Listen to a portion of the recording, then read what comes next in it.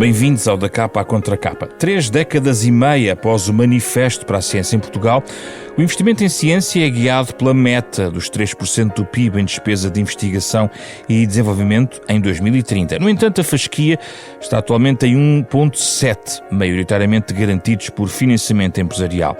O Estado deve aumentar significativamente o investimento em ciência? Será que os apoios à investigação em empresas devem também ser revistos? Qual é que é o papel da União Europeia? E para lá do cálculo das verbas, que outras dimensões da política pública de ciência devem ser incrementadas? São os temas que vamos abordar esta semana com base no livro Investimento em Ciência, da autoria de Maria de Lourdes Rodrigues, antiga Ministra da Educação e reitora do ISCTE, numa conversa para onde convidámos também Maria Manuel Mota, a presidente executiva do Instituto Gulbenkian de Medicina Molecular. Muito obrigado pela vossa disponibilidade para falarmos sobre ciência, com uma nota prévia. Nós estamos em período eleitoral. Este programa não é sobre os programas eleitorais de ciência, mas é evidente que o ouvinte está agora também ligado àquilo que é a política de ciência. E deste ponto de vista, a opinião de Maria Lourdes Rodrigues, expressa no seu livro, é relevante ao nível das reflexões. Apesar de tudo, professora, não houve... A professora escreve logo no início que não é preciso refazer a roda, no sentido que o manifesto de Mariano Gago, 1990, é uma pedra hiper consolidada. Há é que progredir. Desse ponto de vista, não é preciso voltar atrás, porque houve uma melhoria desde, por exemplo, 1990. É isso? É isso. E desse ponto de vista, o que é que neste momento sinalizaria como essencial, independentemente da meta dos 3%? Teremos tempo, obviamente, de olhar para essa matéria. O que me parece essencial é que o investimento em ciência seja um tópico na agenda política que não desprezado nem esquecido. O investimento em ciência é o que garante o futuro. E o investimento em ciência requer uma visão da importância da ciência para o desenvolvimento dos países, para a melhoria das condições de vida das pessoas, para a evolução do conhecimento, mesmo num sentido mais desinteressado. E quando a ciência, o ensino superior, porque há uma ligação forte entre os dois sistemas, é esquecida, não diria tanto nos programas eleitorais, mas sobretudo nos discursos políticos, quando não é atualizado, quando não é compreendido plenamente, eu acho que há um risco de regressão. Aquilo que refere a pergunta que me fiz quando comecei a escrever este livro mas faz sentido um novo manifesto para a ciência? Sim. E, na minha opinião, não é disso que precisamos. Em 90, quando José Maria Gago publicou o Manifesto para a Ciência, não existia sistema científico. Não podemos dizer que existia sistema científico, não existiam instituições fortes, não existiam investigadores, não existia massa crítica. Era algo que estava muito disperso, não existia sistema, não existia política de ciência. E aquilo que ele faz em primeiro lugar, convence o Primeiro-Ministro da necessidade de ter uma política de ciência distinta da política de economia, distinta da política de ensino superior, uma política com mecanismos próprios, com modos próprios de ser executada, e isso permitiu de facto que 30 anos depois tenhamos um conjunto de instituições fortes, um número de investigadores adequado àquilo que é a dimensão do país e do sistema, políticas de ciência que têm continuado, instituições de avaliação, instituições de financiamento. Portanto, eu diria... Onde é que está o risco de regressão?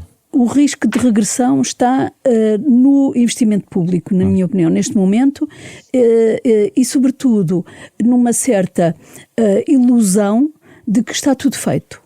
Está tudo feito. E que basta ter como bandeira os 3% do PIB e já está tudo feito. E não está tudo feito.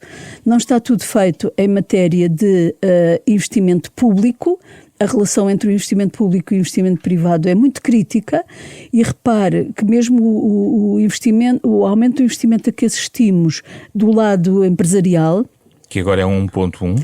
É 1,1, mas nos últimos anos cresceu, não à custa de investimento efetivo em atividades de investigação, mas à custa de investimento em fundos de capital de risco. Há um quadro claro no livro em que mostro como o investimento empresarial, do setor empresarial, não é tanto em atividades de investigação, em qualificação de investigadores, em infraestruturas para investigação empresarial, mas é sobretudo investimento em fundos, ou seja, é uma promessa de futuro, não é um investimento. E, portanto, temos que dar atenção, porque se não tivermos investimento público a crescer e se tivermos um investimento empresarial que não está a ser feito no desenvolvimento de atividades, mas apenas em criação de futuros, nós estamos a iludir-nos, estamos a criar uma ilusão de que estamos a crescer e não estamos de facto a crescer. Deixa-me ouvir Maria Manuel Mota. Identifica o mesmo risco de regressão? O que é que gostaria de acrescentar nesta reflexão? Primeiro, muito boa tarde a todos. Eu acho que este livro é fundamental. Acho que também é fundamental esta reflexão de que nós não precisamos estar sempre a reinventar a roda. A roda já foi inventada e, portanto, nós temos é que evoluir e temos que, obviamente, nos adaptar aos diferentes momentos em que o mundo vai vivendo. Eu acho que, mais do que o risco de regressão, nós estamos a viver um momento de estagnação. Portanto, a estagnação já está aqui, eu acho que já está consolidada, porque este crescimento que nós vemos e que agora aqui a professora explicou é realmente muito claro que não é real e, portanto, o que nós temos, e eu costumo muitas vezes mencionar isto, é algo que nós estamos totalmente convencidos que foi feito aquilo que tinha que ser feito, que estamos felizes com o que temos. E não, nós estamos num período de estagnação e claro que um período de estagnação não se aguenta por muito tempo e, portanto, é depois o risco mesmo de regressão, é claríssimo. Para mim é mesmo muito claro que vai acontecer se nós não fizermos nada para que isso não aconteça. E o que é que temos que fazer, Maria Manuel Mota? Eu acho que, obviamente, há uma parte do investimento público que, digamos que, o poder político não se pode descartar. Nós não podemos continuar a ter discursos que são desfasados da ação. E eu acho que é raro, digamos, a esfera do poder, digamos, quando aqueles partidos que têm capacidade de governação e mesmo outros mais pequenos que estão e em todos os, digamos, seus programas eleitorais têm que a investigação é importante, que a ciência é importante. Nos discursos muitas vezes até são mais efusivos do que isso. O futuro está no desenvolvimento, está na investigação, são tudo palavras, são chavões que usam, mas que depois não entram em ação. E para isso é preciso as promessas que fizemos serem cumpridas. Em Barcelona, em 2002, foi pensado que a Europa toda tinha que atingir 3% do PIB, que tinha que ser para investigação e desenvolvimento. Em Portugal nós estamos muito longe disso. Nós temos alguns países na Europa que estão, temos países com uma dimensão muito parecida com a portuguesa que têm, e portanto, mas nós não o temos. E a Europa só conseguirá, na meu ver, se todos conseguirem, ou seja, nós claro que podemos pensar, a Europa para ter numa média 3%, uns podem ter 6%, outros podem ter 0%, quer dizer, mas acho que isso não faz sentido nenhum, cada vez caminharíamos então para uma Europa a várias velocidades, e eu acho que nós temos que ter uma Europa em que todas as suas regiões têm que ter investigação e desenvolvimento, e Portugal deve ambicionar a isso. Fez um caminho interessantíssimo na década de 90, 2000, etc. Fez realmente um caminho excepcional. Nós temos agora, como foi referido antes, nós não tínhamos instituições fortes, nós temos neste momento algumas instituições muito fortes, que se têm que tornar ainda mais fortes, ou seja, são bastante fortes com aquilo que nós tínhamos, mas têm que ainda ser mais fortes. Não nos podemos sentar à sombra da bananeira. Portanto, para isso nós temos que ter um investimento público que é consolidado, que cresce, que é presente na vida digamos, dos cientistas. Nós ainda temos uma agência de financiamento e isso nós temos que renovar a nossa agência de financiamento. Não temos, mais uma vez, que reinventar a roda, mas temos que, a sua ação tem que ser muito diferente, tem que ser uma ação ao serviço da ciência e dos cientistas que fazem essa ciência. Não é isso que está a acontecer? não é nunca isso que está a acontecer. Nós ainda não temos uma agência de financiamento que consiga dizer, nós todos os anos abrimos um call para projetos científicos, que é, digamos, o aspecto mais importante. É simplesmente o financiamento que os cientistas têm para poder desenvolver as suas ideias. E não têm sequer um call, e quando eu digo um call, são candidaturas abertas todos os anos, no mesmo dia. Poderia ser, fixavam dia 1 de março, dia 1 de julho, o que lhes apetecer, dia 30 de abril, o que lhes apetecer, é aberto, é aquela candidatura sabe, as pessoas conseguem fazer as suas candidaturas e são avaliadas. A ciência, e isso Portugal progrediu imenso, os cientistas em Portugal vivem como no resto do mundo civilizado, em que simplesmente candidatam-se, sabem que são criticados, umas vezes têm, outras não vezes têm, sabem que as melhores ideias são premiadas e quando às vezes a ideia não chega àquele nível, não tem o seu... Claro que se queixam, sim, mas nós estamos preparados para isso, mas precisamos de ter uma estrutura. Deixa-me ouvir aqui outra vez a professora Maria Lourdes Rodrigues, até aí a tomar notas. Força. Sim. O que me parece importante é isto, é a estabilização da política científica. A política científica tem alguns ingredientes que garantem a qualidade do desenvolvimento científico. Uma delas é a avaliação. A avaliação, sempre o financiamento é competitivo, ao contrário de outras áreas de financiamento público, as escolas, pode pensar em inúmeros campos de intervenção pública, em ciência. Aquilo que tem sido um elemento essencial de progresso é que o financiamento é maioritariamente competitivo. Concursos de ideias, concursos de projetos e o financiamento. Porquê é que não tem acontecido, como dizia Maria Manuel Monte? Não tem acontecido porque não há uma certa degradação da instituição financiadora que não garante a previsibilidade e a continuidade dos programas. E previsibilidade e continuidade dos programas são dois elementos fundamentais, avaliação e previsibilidade e continuidade. Se num ano se tem uma meta para a formação de investigadores, por exemplo, e no ano seguinte se baixa essa meta em 20% sem nenhuma explicação, se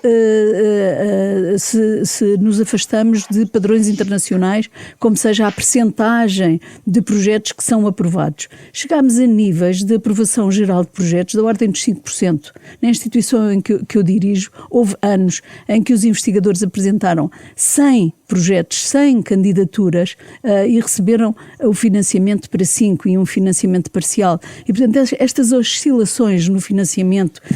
Mas resolve-se só mexendo na arquitetura da própria instituição de financiamento? Não sei se é a arquitetura, se é mesmo o funcionamento, ser exigente com o funcionamento das instituições. Da mesma forma que somos exigentes com o funcionamento das instituições de ciência, elas são avaliadas de 5 em 5 anos e a sua sobrevivência, a sua continuidade depende do resultado desta avaliação. As instituições de financiamento não podem estar fora do escrutínio público, não podem estar em roda livre e ter um funcionamento tão errático que acabam por pôr em causa as próprias instituições, essas sim que fazem ciência. E devia ser claro na política científica aquilo que são os objetivos que garantem o progresso e o desenvolvimento científico. Na minha opinião, é a continuidade dos programas de formação de investigadores. Nós continuamos muito longe da meta de número de doutorados na população ativa. Precisávamos de continuar sem hesitações os programas de doutoramento. Nós precisávamos de estabilizar o tal financiamento das instituições de ciência com uma regularidade nos concursos, com uma regularidade nos processos de avaliação, mas, sobretudo, olhar com alguma reflexão sobre aquilo que é a trajetória de algumas instituições. Eu às vezes pergunto, em relação à rede de laboratórios associados que hoje existe, não sei quantos são, talvez 34, 50, não interessa o número, e algumas destas instituições existem há 30 anos. A pergunta simples que é, o sistema científico em Portugal pode continuar sem estas instituições, sem o apoio a estas instituições? E eu diria, não pode continuar. Estas instituições tinham que ter que são instituições excelentes, que há 30 anos que são classificadas com este resultado, porque é que continuam a ter um tratamento igual, porque é que não há aqui um salto em que se olha para as instituições que atingiram determinado nível de maturidade e se lhes dá uma estabilidade que é diferente Disse-me há pouco que leu os programas eleitorais. Eles respondem a estas suas inquietações? Na minha opinião, não. Não respondem porque em todos os programas, não direi em todos, mas nos partidos que estão vou dizer assim, no arte da governação. Os partidos do poder, vá como se chama. Os 3% do PIB estão enunciados, estão lá, mas a questão crítica é como é que se chega lá. Como é que se garante a tal estabilidade e previsibilidade?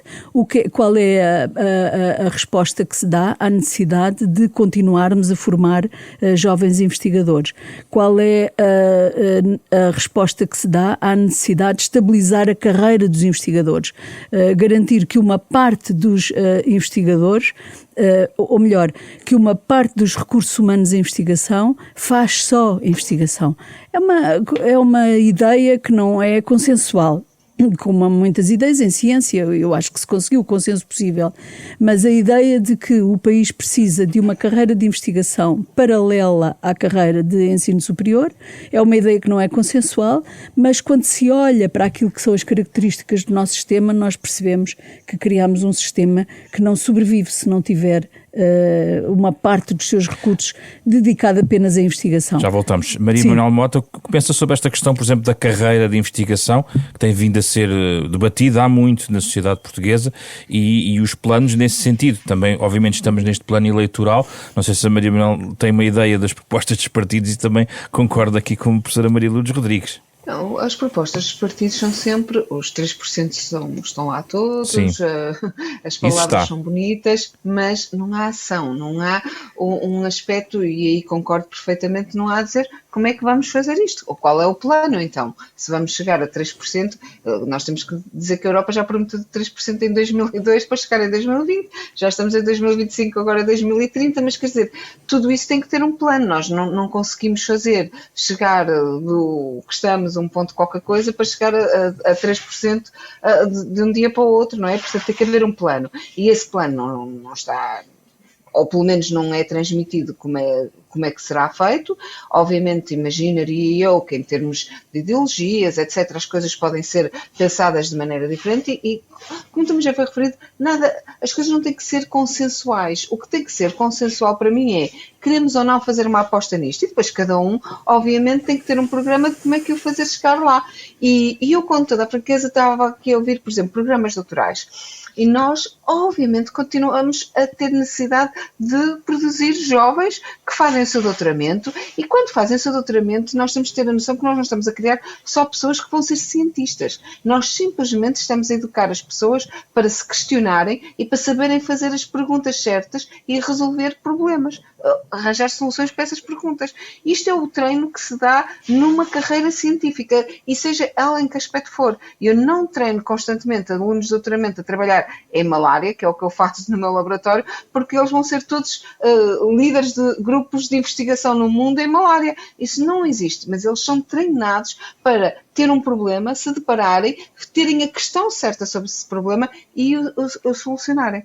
Agora, se ideologicamente isso é um programa doutoral financiado pela FCT, ou se é um programa em que a instituição recebe fundos para fazer esse programa, eu acho que isso já é ideologia e acho que, com toda a franqueza, acho que estou no ponto eu cheguei há 23 anos a Portugal, estou no ponto que penso, tanto faz, escolham, sentem-se numa mesa, escolham como é que há de ser. Instituições fortes, como aquela que eu dirijo, o GIM, ou o Gulbenkian Institute for Molecular Medicine, acho que podemos receber o financiamento e conseguir organizar o nosso programa doutoral. Outras instituições mais frágeis provavelmente até precisam de ajuda para escolher os alunos, portanto, haverá com certeza, digamos, em todo o panorama, instituições diferentes. Mas se disserem não, nós queremos centralizar aqui, também estou ok com isso, simplesmente temos de ter a liberdade de escolher os alunos que queremos, obviamente, mas pode ser centralizado. Eu acho que este tipo de aspecto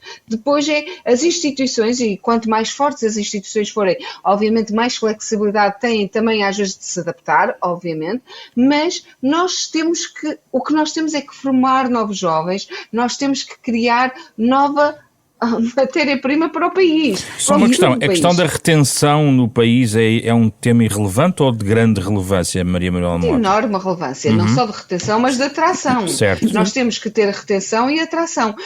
Com toda a franqueza, mais uma vez, nós não precisamos ter só portugueses em Portugal a trabalhar sobre ciência. Nós devemos ter pessoas do mundo inteiro a trabalhar em Portugal sobre a ciência que é feita em Portugal. E, portanto, temos que atrair pessoas de fora e temos que reter aqueles que estão cá. E temos que reter e atrair os melhores. Porque, obviamente, nós conseguimos sempre atrair alguns, não é? Mas nós temos é que ter a capacidade... Com estas debilidades estruturais é difícil. É muito difícil porque as pessoas não têm segurança e é a falta de segurança. E a segurança não é... Eu uma vez escrevi numa crónica sobre o que eu chamo a segurança dinâmica. Uma segurança em ciência não é um emprego para a vida. E nós temos de ter esta noção que não é isso que estamos a pensar. Estamos a pensar que a partir de uma certa altura, obviamente, as pessoas têm que ter um contrato que seja mais permanente. Mas não é um emprego para a vida, não é isso. E eu acho, na minha opinião, que é isso que tratamos. Mas tratamos de as pessoas saberem que têm um sistema que têm possibilidades, têm oportunidades. Isso é que, no fundo, faz as pessoas sentirem-se bem num local ou não. E, portanto, o que eu acho que nós precisamos é ter clareza. As instituições precisam de ser fortes o financiamento, ter um forte financiamento, e isso, o que foi referido antes pela professora, foi exatamente a professora Maria Lourdes Rodrigues, foi exatamente no ponto certo. As instituições têm que ser fortes, têm que ter, aquelas instituições que já deram provas, têm que ter a noção de que não sabem o que é que lhes vai acontecer para o ano. Têm que ter a noção que sabem o que é que lhes vai acontecer nos próximos 10 anos. E têm que ter esse planeamento, e têm que demonstrar esse planeamento. Ninguém está a dizer que não têm que a questão da avaliação. Responder. Obviamente tem que ser avaliada, se tem que mostrar qual é o seu planeamento para 10 anos, mas têm que ter essa capacidade, porque só assim conseguimos atrair os melhores e reter os melhores. Deixe-me aqui ouvir a professora Maria Lourdes Rodrigues. Estava a concordar, acho eu, com o que a Maria Manuel estava a dizer. Sim, concordo. Eu acho que há muitos sinais desta estagnação ou regressão, como quiser. Por exemplo, no indicador da formação doutoral, eu acho que há cerca de 10 anos que Portugal não evolui. Formamos cerca de 2.500 doutorados por ano e não conseguimos arrancar. E estamos longe da meta europeia e estamos longe da média da OCDE e não arrancamos, eu acho que por causa destas hesitações, ou temos doutores a mais ou temos doutores a menos, e o país não se decide de que está muito longe da meta dos 3%, que está muito longe ainda da média da União Europeia e que tem que continuar a fazer esses investimentos nas várias frentes. E as várias frentes são a formação de recursos humanos, ou seja, a formação doutoral, são a estabilidade do funcionamento das instituições, são o financiamento regular das infraestruturas, é outro caos. Quer dizer, eu estou como reitora há cerca de 7 anos, já vi acontecer em 2 concursos para financiamento de infraestruturas que depois, sem nenhuma razão, há uma avaliação, não há resultados da avaliação, não há financiamento. Quer dizer, é uma imprevisibilidade, um disfuncionamento nas instituições que têm a responsabilidade de financiamento que é muito prejudicial. E quão urgente é a questão das infraestruturas? Não, estamos aqui um bocadinho, não falámos tanto até agora, mas está agora a colocar esse tema aqui na nossa conversa. Agora, de repente, nem conheço ainda bem os moldes desse programa. A propósito da avaliação plurianual das instituições, acabou por se conseguir no PRR um montante de financiamento para infraestruturas. Quer dizer, o PRR está quase a terminar. É no último momento do PRR que se decide investir em ciência. Uma das coisas críticas, que eu acho que também sublinho no livro, se não sublinho no livro digo agora, sim, é que se tenha feito, se tenha desenhado o PRR, que tem as agendas mobilizadoras, que prevê o financiamento de projetos em consórcio entre universidades e empresas, mas não teve €1 para o financiamento das unidades de investigação investigação, não teve 1 euro para o financiamento da ciência fundamental, da ciência que se faz nas universidades, não teve 1 euro para aumentar a formação de investigadores. E agora, no fim, quando já se percebeu que não há possibilidade de execução de uma parte dos fundos, então destina-se, não sei exatamente qual é o montante, um montante de financiamento para infraestruturas. Quer dizer, é tudo com pouco... Ou seja, nem os fundos europeus estamos a conseguir mobilizar? Os fundos europeus sim, o PRR... Que é uma coisa específica. É também fundo europeu, mas específica. Não foi, na sua concepção, no seu desenho, falou-se de investimento em ciência, mas depois, na prática, houve um programa para as universidades, não houve um programa para as unidades de investigação. Houve, sim, as agendas mobilizadoras, que são muitíssimo importantes para o desenvolvimento da investigação aplicada e para o desenvolvimento da investigação empresarial, mas não se faz aplicação de ciência se ela não for produzida antes, se não houver conhecimento para aplicar, não há aplicação possível. E, portanto, desse ponto de vista... como é que eu posso explicar também, não sendo muito dura, não é, com a avaliação de quem toma estas decisões? Há demasiadas hesitações, hesita-se demasiado e tem-se a convicção de que uma pressa, a ciência tem que dar resultados, tem que ser amanhã, tem que ser aplicada já hoje, e a relação de um país, dos governantes, da política com a ciência tem que ser mais distendida e um pouco mais desinteressada. É evidente que a ciência tem responsabilidades. Tem responsabilidades de não apenas ser escrutinada, mas de responder ao país quando há momentos críticos e responder fazendo difusão de ciência e fazendo a demonstração da importância do trabalho que se faz. É também responsabilidade dos cientistas, não é só receber financiamento e viver de forma isolada. É um give back à sociedade, usando uma expressão. Sim, senhor. É necessário devolver aquilo que se vai sabendo, devolver cultura científica também. Mas e a investigação fundamental? A ciência fundamental, onde é que vai ficar? Vamos ficar de facto agarrados só à investigação aplicada, aquela mais do útil, digamos assim? Eu por vezes ouço discursos, recordo-me de há pouco tempo ouvir discurso de um político que dizia: nós agora estamos mais preocupados com a aplicação de ciência. Sim, é importante desenvolver ciência, mas o mais importante agora é aplicar, é fazer inovação. Bom, mas não se pode aplicar aquilo que não se conhece, aquilo que não se sabe. Para termos ciência aplicada, nós precisamos de ter ciência fundamental. Isso ontem, na iniciativa do Emmanuel Macron, foi muito evidente. Foi uma iniciativa que me fez lembrar, há 30 anos, quando José Mariano reuniu todos os cientistas existentes no país, numa jornadas, e em que se refletiu sobre a necessidade de construir o sistema científico. E ontem fiquei um pouco com a ideia de que estávamos num momento semelhante. A ciência fundamental, em regra, está no perímetro das universidades, nas universidades ou nas instituições que vivem no perímetro das universidades, porque, portanto, no espaço público, porque não são as empresas que vão investir em ciência fundamental, não lhes cabe, não é o seu propósito. É natural que as empresas se orientem para a investigação aplicada. Agora, há aqui uma coisa que eu gostava de... Eu queria só ouvir a Maria Manuel Mota, não trava o seu raciocínio. Maria Manuel, gostava de ouvir sobre esta questão sobre as empresas e este binómio investigação aplicada, investigação fundamental, ciência aplicada. Gostava de ouvir sobre isto. Se querer ter ciência aplicada e ter políticos, etc., a dizer o que nos interessa agora é a aplicação, é a mesma coisa, querer ter uma floresta sem raízes. É querer ter umas árvores bonitas lá, pode ir comprar umas árvores artificiais, agora fazem coisas maravilhosas, super bonitas, parecem quase, mas não têm raízes e, portanto, simplesmente não existem, não é? Não são árvores reais. Uma árvore sem raiz, uma floresta em que não tem raízes, em que não tem um bom terreno para nutrir essas raízes, não vai dar árvores que dão fruto, que dão flor, que simplesmente fazem sombra, etc. E, portanto, eu acho que isso é algo que não existe, e eu concordo que esta, no fundo, a iniciativa do Presidente Macron com a União Europeia e, obviamente, em consequência do que se está a passar nos Estados Unidos com a administração Trump, é algo que faz falta na Europa, faz falta, às tantas precisávamos de bater no chão para acordarmos e percebermos o que é que temos de fazer. Nós temos de ter uma iniciativa e essa iniciativa é onde é que nós vamos criar conhecimento.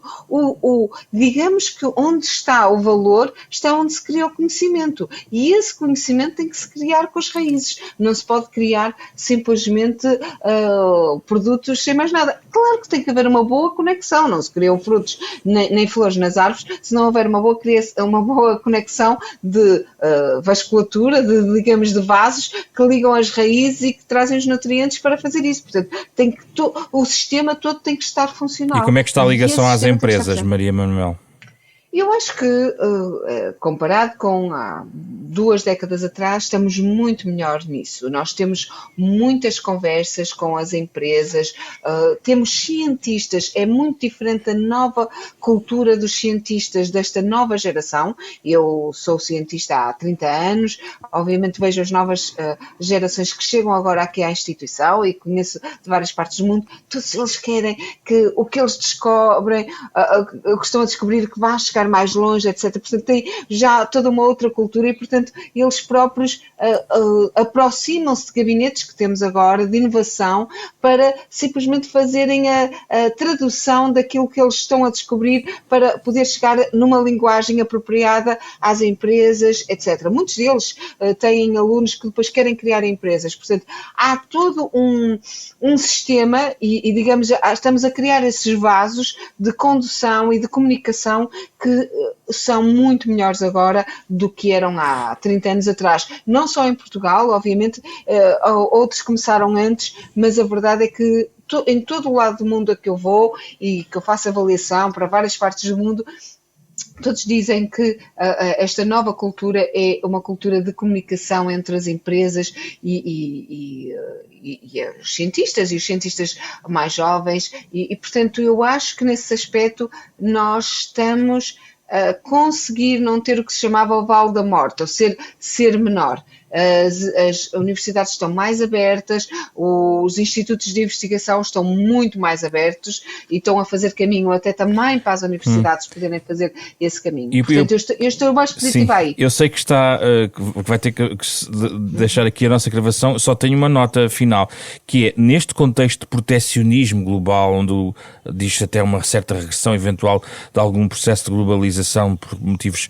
geopolíticos, geoestratégicos, nomeadamente o posicionamento dos Estados Unidos, como é que pode ficar alguma nuvem negra em relação à internacionalização da nossa própria ciência, das redes onde estamos, até do diálogo transatlântico científico, deste ponto de vista, Maria Manuel, que tem essa experiência também internacional? Eu acho que um país que se fecha é um país onde a ciência morre. A ciência é feita por todos e para todos. Nós não queremos fazer ciência, queremos produzir ciência e conhecimento em Portugal, queremos produzir ciência e conhecimento nas diversas regiões do mundo e queremos cruzá-la. E eu acho mesmo que o conhecimento é o bem transacionável melhor e mais sustentável. Mas há riscos de suspensão de alguns programas, eventualmente. Claro que vai haver e obviamente estamos dependentes sempre de políticas e essas políticas muitas vezes podem durar décadas. Nós já tivemos isso na nossa história e não é algo bom. E, portanto, temos que estar preparados para isso. Eu acho que em termos científicos, e eu tenho que dizer que, obviamente, este ambiente nos Estados Unidos da América é extremamente preocupante, até porque os Estados Unidos foram, nos últimos 100 anos, algo extraordinário que produziu ciência ao mais alto nível, que produziu mentes brilhantes e, portanto, eu acho que é terrível o que nós estamos a assistir. Mas também tenho que dizer que eu mantenho, ainda estive numa study section do NIH, portanto, que é tipo uma agência de financiamento e não só, porque eles têm os seus próprios institutos de investigação e, portanto, estive num desses pontos com vários colegas americanos, etc. Está tudo muito assustado, está tudo muito preocupado, há um bocadinho de medo no ar a mais para meu gosto, com toda a franqueza, precisamos de mais reação, mas há uma vontade, obviamente, de continuarmos a comunicarmos entre nós. E, portanto, obviamente, até a ordem contrária, acho que o fluxo de conhecimento vai continuar e não acho que vai parar, e esperemos que este clima dure um período curto de tempo e não dure um período muito alargado de tempo. Muito obrigado pela sua participação, Maria Manuel Mota. Maria Lourdes Rodrigues, obrigada. Gostava de fechar consigo. No seu livro fala sobre o impacto desta incerteza e das hesitações, que aliás já aqui sublinhou no programa, em relação, por exemplo, à participação em vários consórcios europeus, nomeadamente do ERIC, que é o European Research Infrastructure Consortium. Na sua perspectiva, há aqui um prejuízo grande para a participação nacional nestas infraestruturas. Quer-me explicar o que é que está aqui em causa? A participação dos países nos organismos internacionais, transnacionais, como é o CERN, como são outras, a ESO, é muito importante, porque são infraestruturas de conhecimento muito abertas à participação de investigadores de todo o mundo, e a internacionalização em ciência é um elemento fundamental, como dizia a Maria Manuel. Mas há aqui disrupções, é isto? Há disrupções, repare, já houve momentos em que Portugal acha que pode não pagar, é evidente, isso tem custos, tem cotas, é preciso pagar as cotas de participação, que têm grande retorno. Em regra não se fazem as contas ao retorno para o país, para as empresas do país, quando participam, por exemplo, no CERN. Há empresas que participam em projetos e que beneficiam de financiamentos na participação desses projetos. Portanto, há dois elementos. Há um elemento substantivo, que é a possibilidade de Portugal participar no melhor que se faz em ciência em alguns domínios, e com isso progredir e formar novas gerações e participar do desenvolvimento do conhecimento científico, mas depois há também essa participação, aliás, alarga-se não apenas a unidades de investigação, mas também em empresas e ao retorno dessa participação. E portanto, é uma daquelas matérias em relação às quais não podia haver hesitações. Eu acho que há 2 ou 3 campos na política científica em relação às quais não devia haver hesitações para continuarmos a progredir. Uma delas é essa, é a participação nos organismos internacionais. É o que nos tem garantido uma abertura e uma internacionalização que é absolutamente decisiva, e nesse sentido, eu fui algo crítica com o fechamento de uma colaboração a 3 universidades norte-americanas. É muito mais interessante a participação em organismos nacionais e transnacionais do que protocolos bilaterais com 1 ou 2 universidades. Isso corresponde a um fechamento e não a uma abertura. E, portanto, eu diria que... Mas não concorda com esses protocolos? Acha que eles fecham a universidade? Acho que fecham as possibilidades de colaboração. Não são, pelo contrário, uma ponte essencial também de conhecimento? São, mas repare, existem... Quantas universidades de topo existem nos Estados Unidos? Inúmeras universidades de topo. E, sobretudo, há também um outro elemento crítico, às vezes, na forma como fazemos a política, que é a permanente avaliação das consequências das decisões que são tomadas. Esse programa esteve em vigor anos e anos e anos, sem nenhuma avaliação, sem que se pudesse perceber se estava... Estamos a falar do MIT, Carnegie Mellon, UT Austin, não é? Quando finalmente houve uma avaliação, tomou-se a decisão de os prolongar em diferentes moldes, etc. Mas eu sou crítica de que se façam programas fechados que duram demasiado no tempo e que não têm nenhuma avaliação e que são contrários, na minha opinião, são contrários àquilo que é aquilo que são os fundamentos da internacionalização em ciência, que é a participação em grandes organismos nacionais ou transnacionais. Esse é um ponto, e hesitações aí não devia haver. Não devíamos ter hesitações em relação à necessidade de continuar a formar investigadores nos programas de formação doutoral. Não, é absolutamente crítico, e como disse há pouco, há 10 anos que não progredimos nessa matéria. Estamos confortados, achamos que já fizemos tudo. De novo, não há uma avaliação que retire as consequências da forma como as coisas estão a evoluir. Depois, não devia haver hesitações em relação ao cumprimento rigoroso de calendários dos programas. Como dizia a Maria Manuel Mota, seja no 1 de março, no 1 de junho, no 31 de dezembro, os calendários, porque a previsibilidade em ciência é muito... Já chega à instabilidade criada pela avaliação e pelos concursos e pelo funcionamento sempre na base fase da competição. Isso já é instabilidade suficiente para, em cima disso, haver uma nova instabilidade. Se saber que o concurso abre ou não abre. Abre ou não abre, porque à competição as unidades e os investigadores estão habituados. Aquilo que custa é depois não haver. Isso devia ser absolutamente rigoroso. Depois, acho que lá está, uma outra medida de política que são os benefícios fiscais. Eles existem desde 1997, salvo erro. Não se faz uma avaliação destas medidas de política. E neste momento, os benefícios fiscais, ou seja, o Estado prescinde de receber em IRC o mesmo valor que dedica de orçamento de Estado ao investimento em investigação. Ora, isto, mas depois não avalia, mas neste momento eu estimo que existam cerca de 2.200 milhões de euros em fundos de capital de risco para investir em ciência, para investir em investigação empresarial, mas temos tecido empresarial para acomodar este investimento. É que o investimento em ciência exige a capacidade de execução. Têm as empresas capacidade de execução destes fundos? Eu tenho as maiores dúvidas. E aquilo que se exigia não é descontinuar o programa dos benefícios fiscais, porque é um bom programa. Aquilo que se exigia era a capacidade de avaliar e de retirar consequências dessa avaliação. Quem é que deve fazer a avaliação? Está sustentadamente a falar em avaliação em diversas áreas. Quem é que vai avaliar? Quem é que tem essa obrigação e não o está a fazer? Quem tem a obrigação são os organismos da administração pública. Mas porquê é que não o estão a fazer? Coordenados. Eu acho que nós temos um déficit de avaliação de políticas públicas no geral. Certo. Não é? Lançamos uma medida de política e achamos que já está feito. Mas aqui em particular... Aqui em particular, no caso dos benefícios fiscais, é uma competência do Ministério da Economia e do Ministério da Ciência, que se deviam entender para avaliar e, sobretudo, ter mecanismos que nos garantissem a execução destes benefícios fiscais com investimentos em investigação. Eu tenho as maiores dúvidas que esse esforço esteja a ser feito. É uma responsabilidade do lado da ciência e do lado da economia. É a ANI, a Agência Nacional para a Inovação, que tem essa responsabilidade. Existe uma agência que, na minha opinião, faz o que pode, não executa a política, mas a responsabilidade de avaliação é uma responsabilidade política de quem tutela a ANI.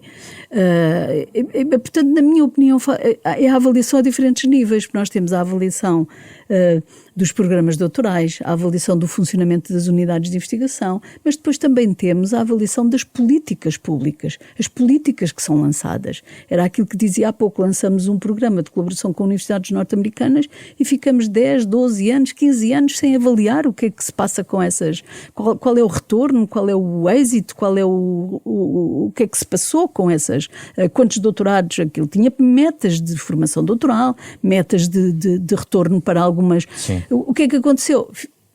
Complacentemente ficámos anos e anos à espera. Portanto, a avaliação é essencial nas políticas públicas.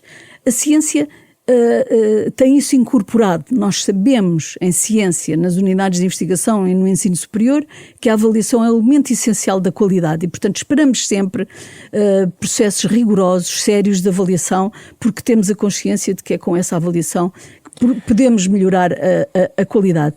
Agora, quando ela não ocorre, tendemos à estagnação ou mesmo à regressão. Não sabemos o que é que está a passar. Deixe-me regressar para finalizar com praticamente a mesma pergunta do início, que é, porque vai tudo dar à questão da política, da vontade política, da decisão política. A minha dúvida é, se identifica desde o período de Troika até agora, estamos a falar de mais de 10 anos, portanto que vários governos, vários governantes, vários primeiros ministros, várias cores políticas, presumo que não faz distinção de uma cor política para a outra, desse ponto de vista, não é? Não. Pronto, deste ponto de vista, o que é que falha? É a sensibilidade de um ministro, de um primeiro-ministro, de uma estrutura, porque conhece as estruturas de governo? É a sensibilidade para a área?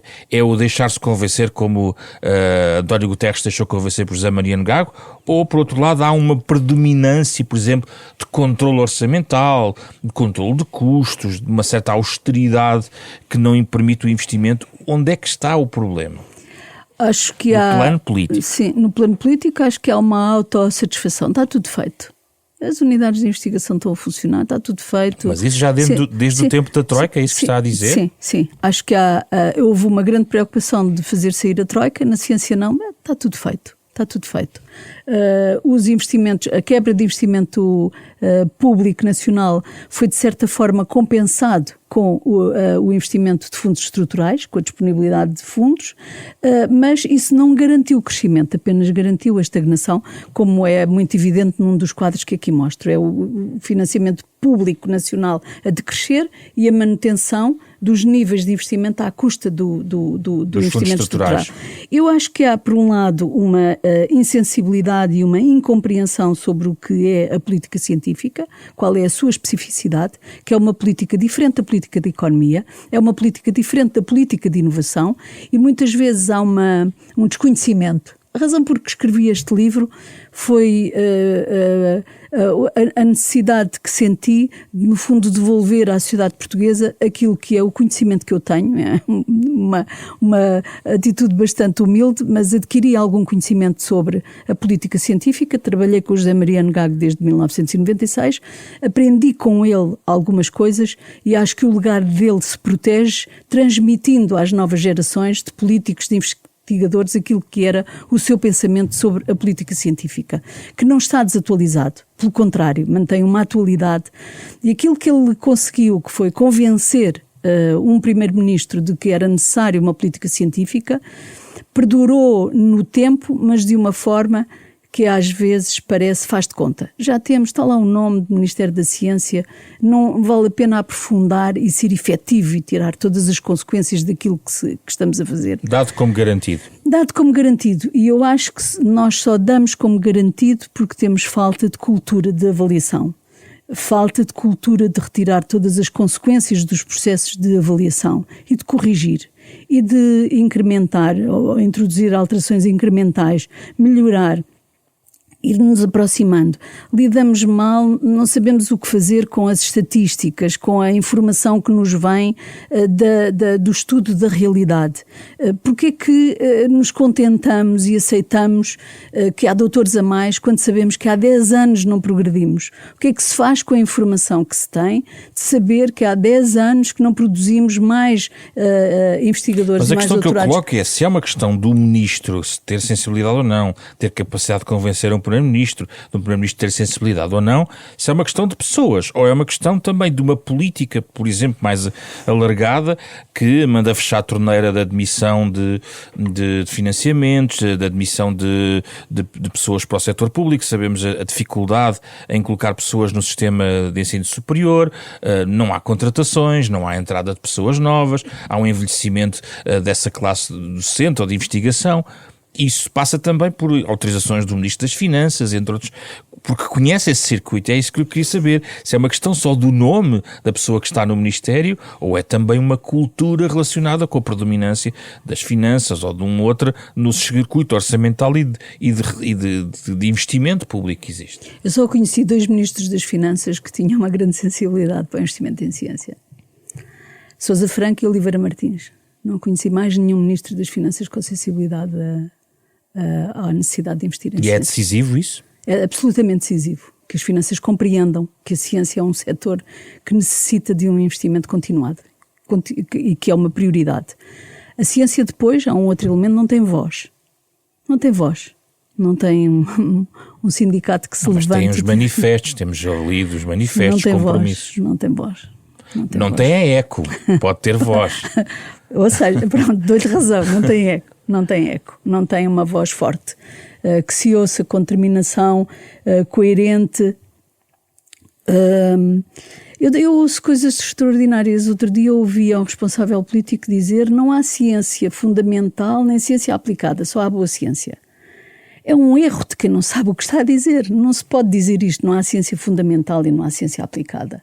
Há um esforço enorme de quem faz ciência fundamental para ver a sua aplicação, mas há uma diferença entre aquilo que é ciência. Há sobreposições, há espaços comuns, mas há uma ciência fundamental e uma ciência aplicada. E a ciência fundamental cabe ao Estado. E se o Estado entende que a sua responsabilidade é apenas financiar ciência aplicada, estamos conversados sobre o que é o futuro. o papel que a ciência pode ter no futuro. E se baixarem os fundos europeus, porque estamos neste momento a negociar a começar a negociar o quadro plurianual de financiamento pós 2027, isso não augura nada de bom, porque se está a dizer que o investimento tem vindo a ser insuflado, digamos assim, por esses fundos estruturais, isso torna-se mais gravoso ou mais premente haver uma decisão. Estou certo? É verdade que esse é um risco. Ontem fiquei muito otimista mais com otimista. O que eu vi. Fiquei muito otimista porque parece ter havido um alarme que tocou. Portanto, não é só português, digamos assim. Não, é um alarme europeu. que tocou. Em França tem mantido, apesar de tudo, uma posição sempre bastante diferente e com apostas muito significativas na ciência. Mas tocou um alarme na Comissão Europeia, foi o que me pareceu, e a percepção de que podemos estar a viver tempos semelhantes aos que se viveram no início do século XX, meados do século XX, e que a atração de cientistas num momento de grande crise, no período entre as duas guerras e no pós-guerra, foi absolutamente crítico para a ciência e para as universidades, e os Estados Unidos beneficiaram da migração de cientistas para os Estados Unidos. Se calhar agora vamos ter um movimento ao contrário? Atrair aqueles que estão eventualmente descontentes e desconfortáveis na América? Penso que se a Europa se organizar e o quiser fazer e tiver manter os princípios da liberdade, da autonomia, da importância da investigação fundamental, da investigação em ciências sociais e humanas, e isso foi ontem afirmado na conferência que foi organizada. Se mantiverem estes princípios, se compreender que a complexidade dos problemas que hoje enfrentamos, seja na área do clima, da transição digital, seja nas questões da saúde pública, seja as questões várias, umas com interesse empresarial, outras com interesse público apenas, sei lá, a subida dos oceanos, é um problema público, não é empresarial, mas que exige investigação aplicada. E, portanto, se tivermos essa consciência de que o futuro, o nosso futuro depende do investimento que hoje fizermos em ciência e que esse investimento tem que ser feito ao abrigo destes princípios, a liberdade, a competitividade, o escrutínio, a avaliação, mas também retirar consequências dos processos que vão sendo lançados, acho que podemos estar num momento de viragem na própria Europa e, portanto, ontem foi Ficou um dia... Ficou um bocado desanimado. Mais animado. Ontem fiquei mais animada, sim. Muito obrigado pela sua vinda aqui à Renascença. Maria Lourdes Rodrigues, autora deste investimento em ciência. Por curiosidade, não foi propositado. A verdade é que neste período eleitoral os nossos 2 programas, portanto os programas são semanais, vão abordar a questão científica, para já com este livro Investigação em Ciência de Maria Lourdes Rodrigues. Na próxima semana o programa vai debater o livro Uma Ideia de Ciência, também publicado pela Fundação Francisco Manuel dos Santos nesta altura. Uma discriminação da ciência em tempo eleitoral aqui no nosso programa, que é uma parceria com a Fundação Francisco Manuel dos Santos. A conversa integral está sempre disponível, pode ser revisitada a todo momento em podcast. As reflexões ficam guardadas digitalmente no nosso arquivo já de 8 anos de trabalhos aqui neste programa. O genérico original é do pianista Mário Lajinha. Fizeram o programa esta semana Rui Glória, Diogo Casinha, Ana Marta Domingos e José Pedro Frazão. A ciência volta então para a semana.